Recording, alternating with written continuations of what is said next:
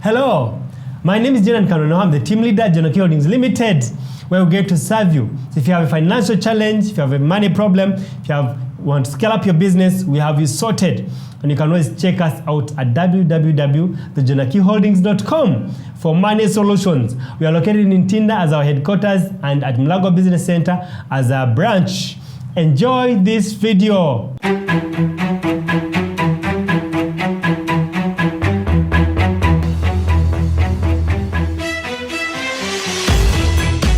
You're welcome to again another show by YouTube that I get to share with us so that we can grow together, because iron sharpens iron. So I get to share with you what the Lord has put on my heart. So today's topic is quite an interesting one, and it has come from the comments and some of the inquiries that I get from fellow lenders, because lenders are on my heart.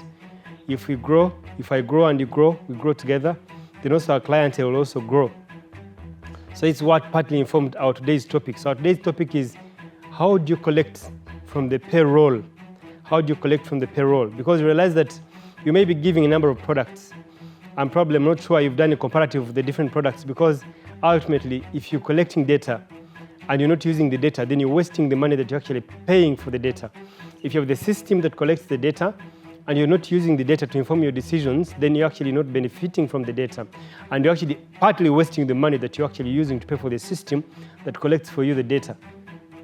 So what am I trying to mean? That for every data that you collect, you ought to use it to inform your next decision, because any decision that is not informed by data is emotional. It's just emotions and fantasy, and you just taking a decision. But any decision that is informed by data tends to stand a test of time, tends to stand for long. So one of the products that I picked out is that there are those guys that lend to civil servants. There are those guys that lend to employees of companies. Private companies, could be government institutions, but they lend to companies. And the mind behind that is that as you lend with this person, you want to collect this money from their salaries. So they could be secured or non-secured, but the point is, like I guided on the previous YouTube video, is that the mind behind lending is that you're not targeting the collateral, you're targeting the ability of the client to pay. Because ultimately, if it is the collateral that is going to pay, then you're going to end up in courts of law. You're going to end up back and forth. You're going to clash with the client. And you can only clash with as many clients, because before you know it, your name is going to be tainted and you're going to get out of business. So I advise that as you're lending money, don't look at the collateral. It is important, yes, but it shouldn't be the qualifier. The qualifier should be someone's ability to pay.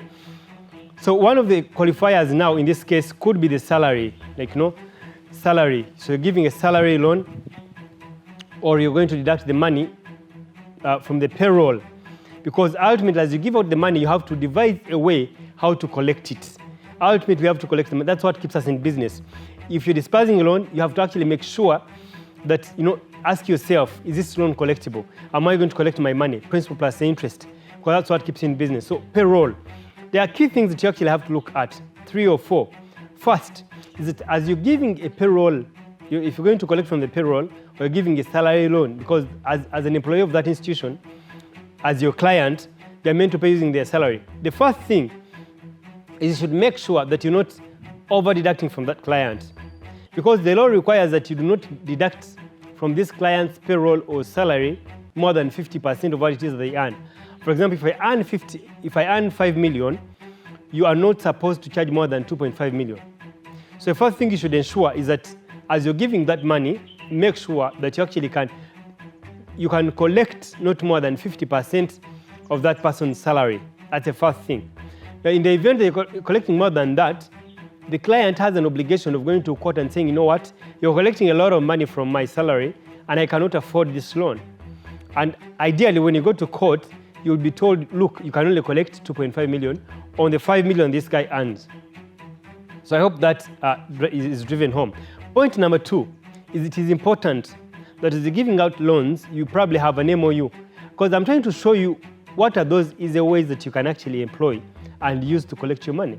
Because as you're disbursing the facilities, whereas you're supporting the client, it is also important that you also support yourself and keep in business. So the other key thing that you actually have to look at is give commission. Give commission to, could be the human resource, could be the person who has brought the business, could be the CEO of that institution, that company, whoever it is that is responsible for the payroll. Because look, this guy will ease your work of collection. Colleagues, it is very hard to collect. It is costly to collect. So if you gave commission for someone to collect on your behalf, you have actually cut your collection expenses by probably 50% or even 70%. Why? Because this is the guy that pays this guy's salary. He knows when the money is paid and when it's not paid. He knows when the salaries are processed or not. So it would even be an ease on the side of the client, because he would be, it will be comfortable on his side, because then money is deducted at source. Because you see, when the money lands on this guy's account, he probably has a number of other obligations. He has other expenses. So by the time the money lands on the account, there's what we call the Choi principle. The money is like, it defines when the account is very hot. Just like when you have a saucepan and put it on fire, and you pour some little water when the saucepan has heated up, that water evaporates in a second. The same applies to some of the accounts of some of these clients. The money hits there and the guy has a number of obligations. So by the time he remembers to pay you, it's already too late. And that's when he starts to default. That's when he starts telling you stories, come next month. So in the event that you have a leeway on how you can actually deduct as soon as the amount lands on the account, or even before it lands along the way, then you actually employ that. And one of the ways is to give commission to the person who actually controls the payroll, so that they can know that a percentage of your monies is actually going to come to your account straight before even the client realizes this money. Because then you're easing on your side on the collection bit, but also you're making life easy for the client, so they will not struggle to pay you. Then the third point, it is very, very key that before you disperse the money, you actually make sure that this guy actually affords. What do I mean by this? Is that I could be having a number of obligations. I could be having a number of loans. And some of these creditors or some of these loan institutions, financial institutions, do not subscribe to a CRB system, just like commercial banks. But the guy could be having loans in commercial banks, but probably has other loans in circles, given that he's an employee and probably if that institution has a circle. So he could be having other loans in even the circles. He could even be having other loans from other money lenders. So it is pertinent that you actually establish the lines of credit that he has, number of lines of credit. And who is a better placed person to actually tell you that?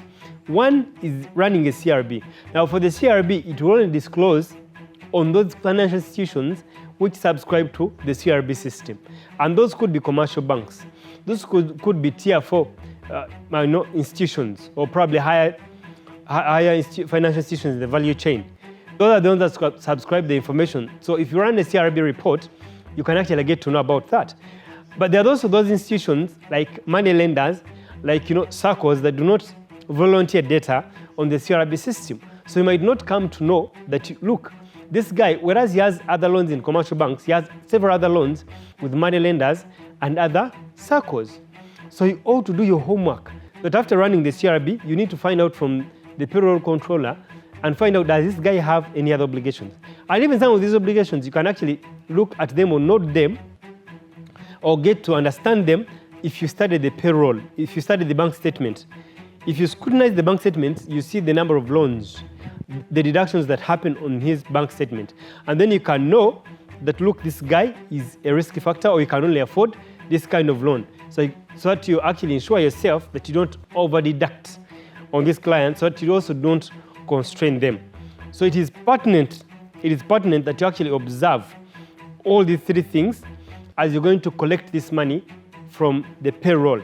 Make sure you give a commission to the payroll controller, but also 2 is to make sure you run a CRB, but also 3, you need to fully assess someone's affordability of the loan. Thank you so much. The detail of this discussion can actually be found out in my masterminds that I run, but also you can always check us out at www.jonakiholdings.com. Thank you for tuning in. Thank you for watching. I hope you learn. And after learning these things, go and implement, because that's when you're going to benefit. Thank you so much, and God bless you.